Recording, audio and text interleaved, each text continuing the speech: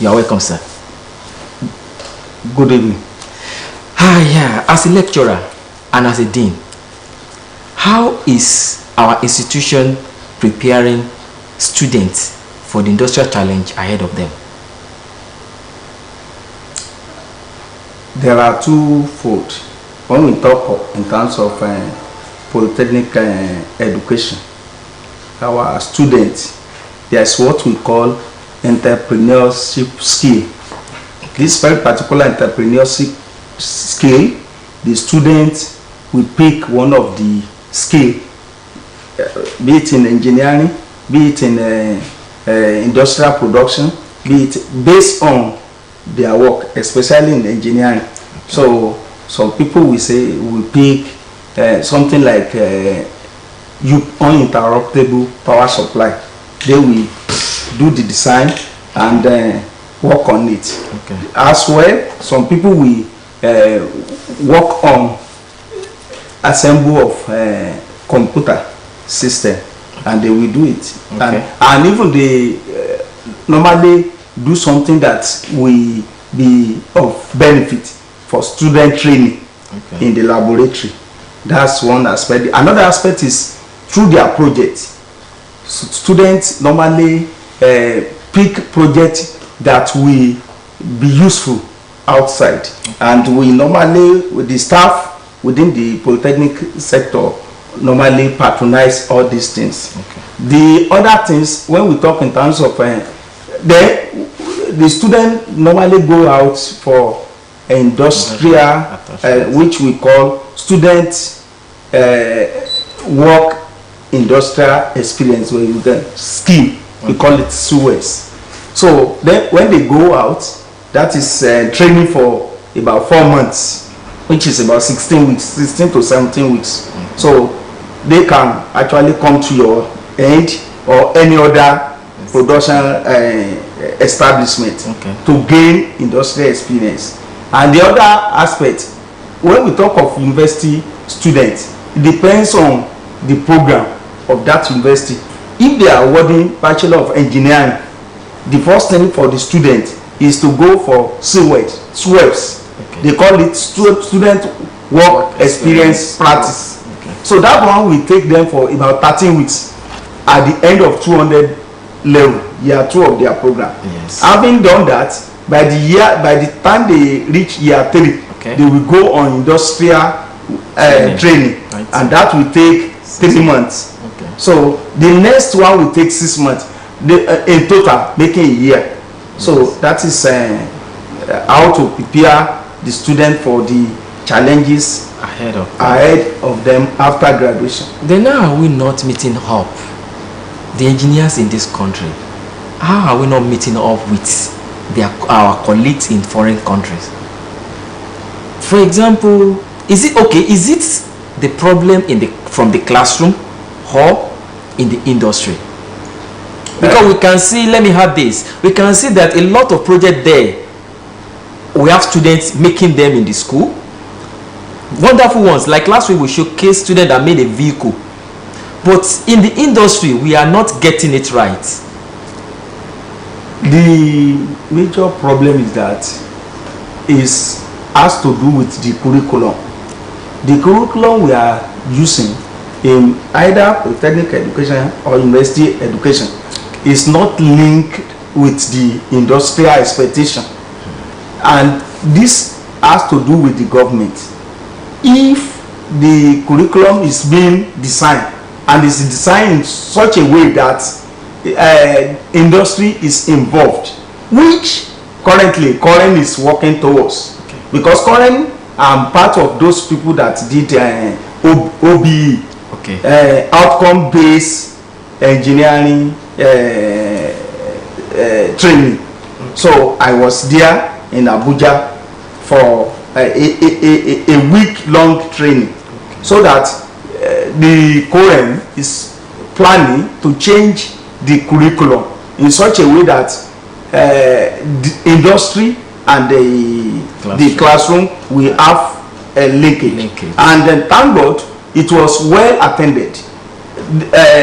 The teachers from the classroom, as well as industries, industrialists. They were there, and we actually gone through the training together, and we even had a test during that training, and we are expecting such to commence as soon as possible. Once that one commence, the expectation of it, because the industrial sector, they will be coming for sabbatical in the classroom, as well as some people, lecturer will be going to the industry, so that we can because balance. That is what is, because presently current link, like Nigerian engineer can go outside and practice without even going through any test or any formal registration again, based on that OB skill. So we hope that this one will take effect very soon.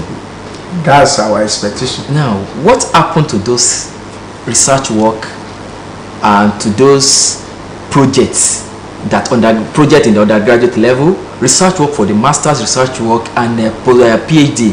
What happened to these works in this country? Presently, the country, I can say that presently government is trying. When we look back to the TED fund, the TED fund is really trying to actually showcase what is presentable in the industry as research work. So if anybody among the lecturer, like I've led up to 3 research projects, which there is what we call institutional based research work. We did one in 2019 to 2020, which I was the principal researcher. So I have about 2 people with me to work, and luckily we have even patented the work. Wow. So there are so many people like that in my institution. Also, there is what we call fabrication. This fabrication work is what we actually enhance practical in the laboratory, as well what people can use in their home conveniently. So as it's been done in the polytechnic, is also the same in the university, because the researcher at polytechnic as well as in all the tertiary institutions will submit their concept notes on the topic, and they will assess and give their assessment, and if it's worthy of sponsor, they will sponsor it. And we have so many people that have actually won that in my institution, Federal Polytechnic. What's your last research? My last research is on the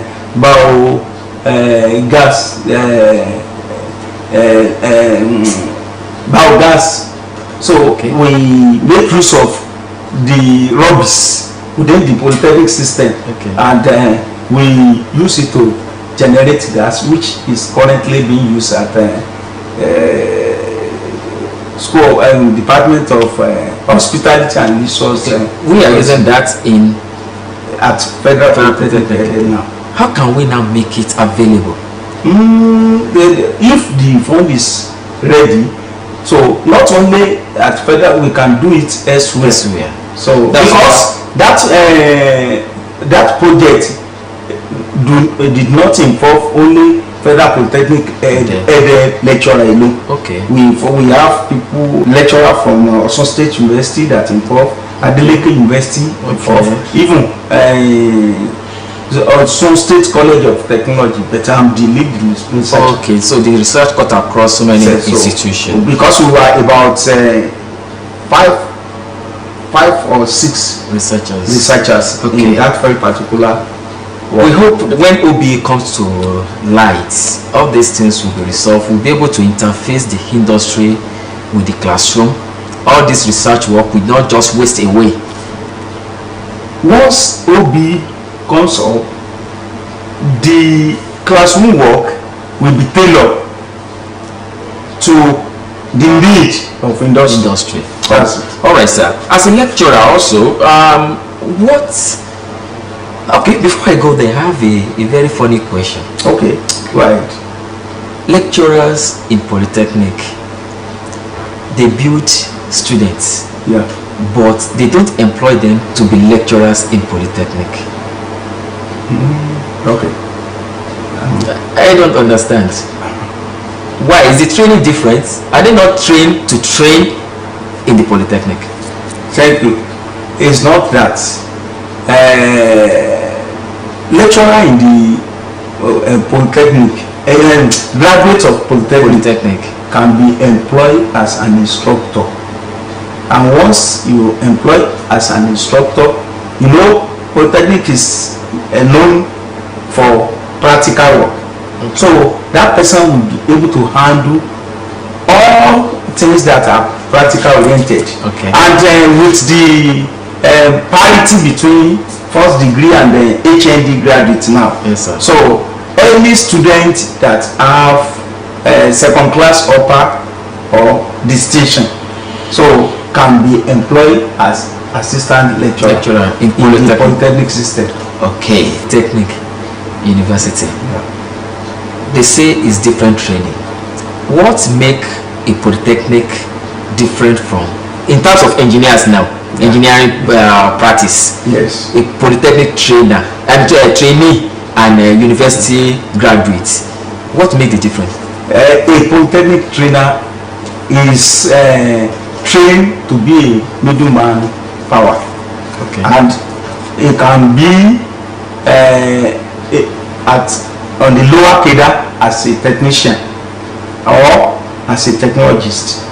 You know, in the university, yes, there are laboratories as well. Okay. So all these laboratories are being manned and controlled by the product of Polytechnic. Likewise at Polytechnic level as well as university level. Okay. The university graduate is trained to be a designer.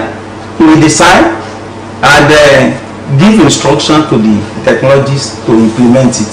Okay. So that is it. And more importantly, a university graduate can, after pupillage for 4 years, can actually aspire to be an engineer. Okay. But for an HND holder to be to aspire to be an engineer, it means he has to do some other work. Okay. All right, sir. As the chairman of Nigeria Institute of Electrical and Electronic Engineers, Yes. Osbc chapter, what is NIAAA doing in ensuring adequate job delivery from the engineers? NIAAA, we are not sleeping, and we try as much as possible to ensure that our members are doing justice to what they're supposed to do. Take for instance, you are part of my member. Okay. And you see you are active in what you are doing, and likewise others. And we do normally do on schedule visits, industrial visits as well as courtesy visit to each of these very particular industries. And when we get there, we initially, before we go, at times we go on notice if it's industrial visit. Yes. At times we go with information. Yes, so, and we try as much as to get information about our members there. So, and the feeling we are getting is positive. Okay, sir. And Korean, how are they the certification of engineers? Can we say it's up to the standard outside the country? Can they say an engineers in Nigeria compete favorably with their colleagues outside the country? It depends. For instance, presently, some of the countries are we have understanding with Nigerian Korean. Okay. But this OB, which I said earlier on, outcome-based educational evaluator, okay, that very particular training is the request of US base. Okay. For the UK and some Europe, Nigerian engineers has no problem. But in order to fulfill condition of US, so that any country Nigeria find himself, he will be able to practice freely. That is the essence of changing our curriculum in the engineering based institution. Okay, now to students. Yeah. What advice you have for the students of engineering? Based on you are an engineer, what advice can you advise your students, that those ones that are aspiring to become an engineers and those that are already in the school undergoing training? What advice do you have for them? My advice is that they need to be industrious, and they need to be focused. Focus in the sense that they should not limit themselves to what is being taken in the classroom. They should try as much as possible to develop series of skills, because this entrepreneurship center, yes, there are so many skills there they can use actually acquire. They should not even limit themselves to the time allocated to them. Okay. So they can go there to develop themselves, and as well try as much as possible to do so many online training which can actually improve and enhance their their knowledge. All right, sir, we appreciate you, sir. We still have a lot to discuss, but time is not on our side. Our guest has been the Dean of School of Engineering, Federal Polytechnic Ede. He is also the incumbent chairman of Nigeria Institute of Electrical and Electronic Engineers, Osogbo chapter. We are happy having you in our midst, and we are very much grateful, and we believe that next time we call you to be on this show, you will honor us. Thank you. No problem. We are together. All right, sir. We are at your service. Anytime you call us, we answer. Only that I'm part of the management as far as Federal Polytechnic is concerned. So if I'm not having a tight schedule, but even if though I will ask one of my ESCO to actually. All right, sir. We appreciate you. The program is Engineering Track. This is how far you can go on the show today. We hope that you have learned something today. If so, join us same time next week. My name is Timothy Fagbon. Bye bye.